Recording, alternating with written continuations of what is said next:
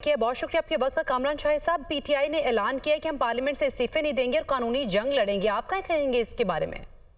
देखिए, दो तीन चीजें बड़ी इंपॉर्टेंट हैं जो भी असद कैसर साहब ने, बैरिस्टर सैफ साहब ने कही हैं। एक तो ये कि वो इलेक्शन के रिजल्ट्स नहीं मान रहे, एहतजाज कर रहे हैं, और इससे ऑब्वियसली पाकिस्तान की इस वक्त जो फ्रेजाइल सिचुएशन है उसमें मजीद उसकी टेंशन में और उसकी स्टेबिलिटी में के लिए खतरा होगा कि जब पाकिस्तान तहरीक इंसाफ एहतजाज के लिए निकलेगी।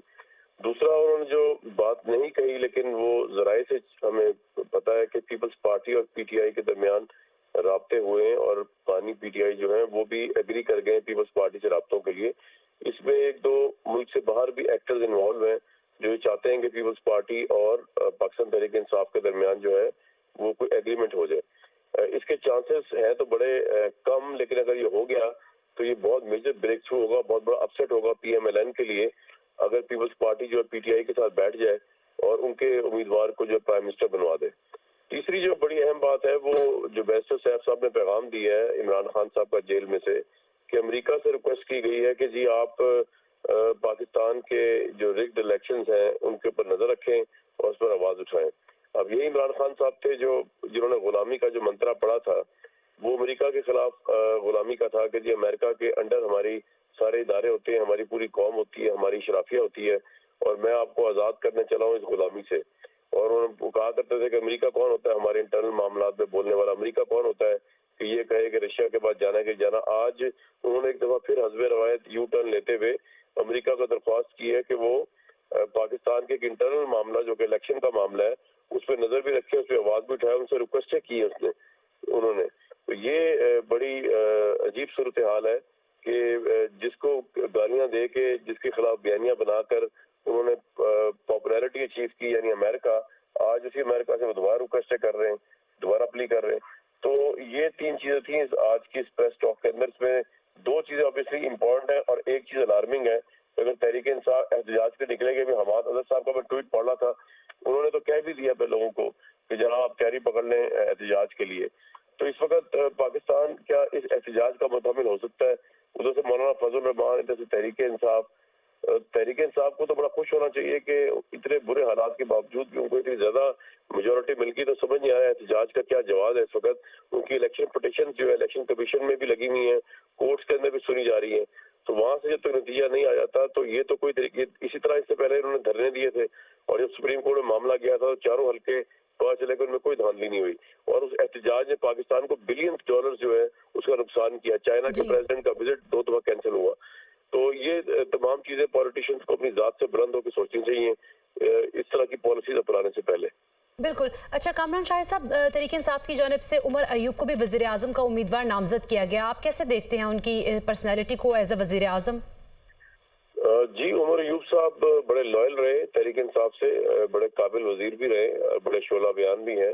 तो तहरीक इंसाफ की तरफ से अच्छे कैंडिडेट को चुना गया और उन्होंने रुपोश है, उन्होंने मुकदमात भी फेस किए हैं, तहरीक इंसाफ के बयानी के साथ लॉयल भी रहे। तो मेरा ख्याल से तो अच्छे कैंडिडेट है पीटीआई की तरफ से। लेकिन अगेन बात यह है कि अगर तो वो पीपल्स पार्टी से इनका इल्हाक होता है तो फिर इस खबर के अंदर कोई वेटेज होगा कि उमर अयूब के प्राइम मिनिस्टर बनने के चांस होंगे। अगर ऐसा नहीं होता तो फिर उमर अयूब तो सिर्फ हारने के लिए खड़े होंगे वज़ारत उज़्मा के उसके लिए, क्योंकि बाकी पार्टी से एक जगह पे खड़ी हो चुकी है। अभी तक की सूरत हाल में पीपल्स पार्टी, एमक्यूएम और पीएमएलएन मिलकर जो है मेजोरिटी बना रहे हैं बरखिलाफ पीटीआई के। और पीटीआई जिसने जो आज़ाद हैसियत में खड़ी हुई है उसके पास अभी ये भी नहीं है लेवरेज जो बाकी पार्टियों के पास है, जो कि स्पेशल सीट्स का। क्योंकि उन्होंने अगरचे बहादुर मुस्लिमीन के साथ अलायंस किया है पंजाब में और वफाक में ताकि स्पेशल सीट्स मिल जाए, लेकिन इलेक्शन कमीशन ने जैसे कि क्लेरिफाई किया है कि स्पेशल सीट्स जो खवातीन की और माइनॉरिटीज की हैं वो लिस्ट की जो डेट है वो गुजर चुकी है और अब उसके रद्द-ओ-बदल नहीं हो सकता। तो तहरीक इंसाफ को वो भी एडवांटेज नहीं होगा। तो अब अददी अक्सरियत इस वक्त तो उनके मुखालफिन के पास है, लेकिन अगेन अगर पीपल्स पार्टी टूट जाती है पीएमएलएन से तो फिर ये बहुत बड़ी खबर होगी, बहुत बड़ा ब्रेक थ्रू होगा। और फिर हम ये तबसरा कर सकते हैं कि जो उन्होंने चुना है जिनको उमर अयूब साहब के बेटे को, उमर अयूब साहब को प्राइम मिनिस्टर के लिए, तो फिर वो कैसे प्राइम मिनिस्टर साबित होंगे? अभी तो ये एक ऐसे कैंडिडेट है जो अगर इस पोजीशन के अंदर इलेक्शन में खड़े होंगे असेंबली के अंदर, उनके मुखालफों के वोट ज्यादा है, उनके पास स्पेशल सीट्स का एडवांटेज भी होगा, तहरीक इंसाफ के पास नहीं होगा, तो वो हारेंगे वो प्राइम मिनिस्टरशिप का इलेक्शन। ठीक है। अच्छा, उनके पास पीपल्स पार्टी और नून लीग के अलावा पीटीआई के पास और ऑप्शन भी हो सकते हैं कि दूसरी पार्टीज को अगर अपने साथ मिला लिया जाए? देखिए, वो बाकी पार्टीज के तो इतने वोट नहीं है ना। तीसरे नंबर पे जो पार्टी आई है, चौथे नंबर पे जो पार्टी आई, वो एमक्यूएम है, जिसकी गालिबन कोई 17 के करीब सीटें हैं, और उसके बाद जितने भी लोग हैं उनके उससे कम ही है, तो उससे तो मामला हल नहीं होगा। मेजर चंक तो 50 से ऊपर सीटें तो ली हैं पाकिस्तान पीपल्स पार्टी ने। वो अगर साथ मिले तो फिर कुछ सिचुएशन बन सकती है कि जी प्राइम मिनिस्टर जो है वो उमर अयूब साहब बन जाए। अगर पीपल्स पार्टी नून लीग के साथ खड़ी हो जाती है तो फिर उनकी प्राइम मिनिस्टरशिप होगी। इस वक्त पीपल्स पार्टी जिसके साथ खड़ी होगी उसकी प्राइम मिनिस्टरशिप होगी इन दोनों पार्टियों में से। मेरा नहीं ख्याल कि बाकी पार्टीज की कोई इतनी अददी अक्सरियत की हैसियत है कि अगर वो सिर्फ मिल जाए पीटीआई के साथ उनका मामला हल हो जाएगा। ऐसा होता हुआ मैथमेटिक्स के हिसाब से नजर नहीं आ रहा जी। ठीक है, ऐसा होता दिखाई नहीं दे रहा। बहुत शुक्रिया कामरान शाहिद साहब, आप हमें अपना वक्त दे रहे थे। और इसी पर बात करने के लिए हमें ज्वाइन किए सीनियर तज्जियाकार मुजीबुर रहमान शामी साहब ने। बहुत शुक्रिया शामी साहब आपके वक्त का। क्या कहेंगे, तहरीक इंसाफ इस वक्त उमर अयूब को वज़ीर आज़म का उम्मीदवार नामजद कर चुकी है, कैसा कैंडिडेट देख रहे हैं आप उन्हें? उमर अयूब साहब अयूब खान के पुत्र हैं, गौहर अयूब साहब के बेटे हैं, और एक सीजन पार्लियामेंटेरियन भी हैं, के वजीर भी रह चुके हैं, पार्लियामेंट के मेंबर भी रहे हैं कई बार, तो और बड़ा एक यानी समझदार शख्स हैं, और तारीख पर भी सियासत पर भी उनकी नज़र है, तो मैं समझता हूँ बड़ी अच्छी चीज़ है। अब तहरीक इंसाफ जो है उसने तो अपना कैंडिडेट नामजद कर दिया, लेकिन अब इलेक्शन होगा, जब कौमी असम्बली का इजलास होगा उसमें फिर वोट पड़ेंगे और मेजॉरिटी जिसको चुनेगी वो वज़ीर-ए-आज़म बन सकेगा।